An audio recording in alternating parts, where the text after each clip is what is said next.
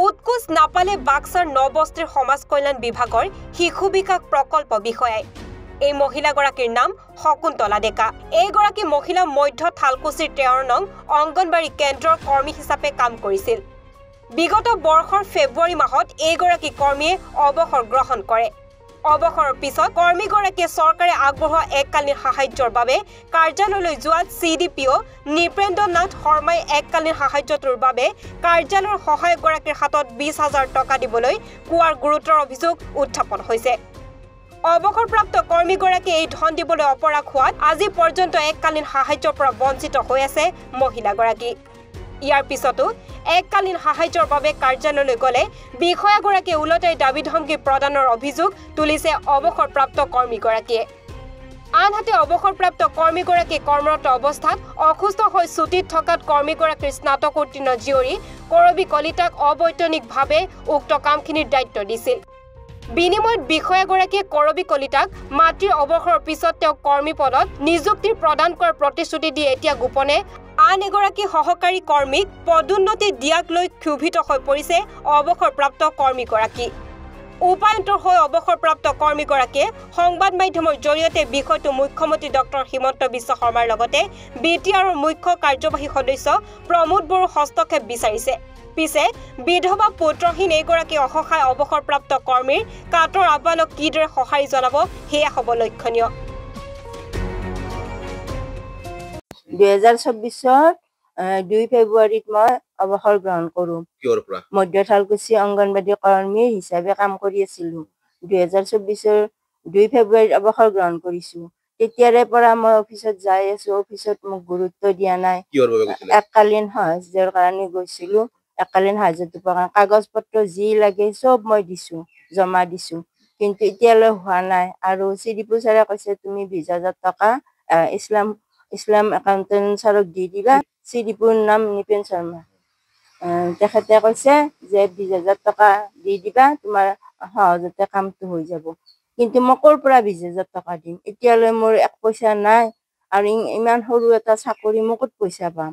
মই দিব পৰা নাই। এতিয়ালৈ তেওঁলোকে একো কৰাই নাই। আৰু অফিচত যদি যাওঁ মোক বেয়া ব্যৱহাৰ কৰে। CDPO ছাৰে তুমি কিয় আহিছা? তুমি যোৱা, তোমাৰ কাম হোৱা নাই, নহ'লে আমি গম পাবা নহয়। লগৰবিলাকতো কোনে কোনে বা হৈছে এতিয়া মই ভালকে গম পোৱা নাই, কিন্তু হৈছে বহুতৰ পইচা হৈছে গম পাইছোঁ। এতিয়া সেইটোতো নকয়।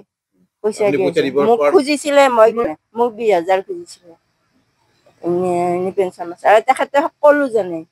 আৰু এতিয়ালৈ ল'ৰা নাই ছোৱালীয়ে, গতিকে এই 2 নম্বৰ ছোৱালী কৰবী কলিতাক মই ঘৰতে ৰাখিছোঁ। বিয়া দিছোঁ যদিও মোৰ ঘৰতে আছে, মোৰ ল'ৰা নাই। স্বামীও ঢুকালে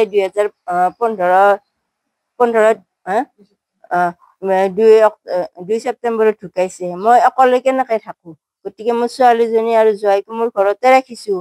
সেইকাৰণে মই যেতিয়া পাথৰ অপাৰেশ্যন হ'ল, অসুস্থতাৰ সময়ত অসুখ হ'ল, দেউতাকৰ বেমাৰত চব মোৰ কৰবী কলিতাই কামবিলাক কৰি আছে। অংগনবাড়ী চেণ্টাৰটো চলাই আছে। CDPO ছাৰ নৃপেন শৰ্মা ছাৰক চব কথা কৈছোঁ। কওঁতে তেখেতে কৈছে ঠিক আছে তুমি ৰিটায়াৰ হৈ লোৱা, তোমাৰ ৰিটায়াৰ হোৱাৰ পিছত আমি তোমাৰ ছোৱালীটোক সোমাই দিম। তাৰপিছত গ'লো, মই ৰিটায়াৰ হোৱাৰ পিছত কাগজ পত্ৰ জমা দিলোঁ। ছাৰক ক'লো ছাৰ কৰবী কলিতাৰ কামটো এতিয়া কি কৰিব? আমি এতিয়া কথা পতা নাই, ইণ্টাৰভিউ পাতিম, ইণ্টাৰভিউ পাতিলে তোমাৰ ছোৱালী ইণ্টাৰভিউত বহিব, তেতিয়া হ'ব সেনেকে কৈছে।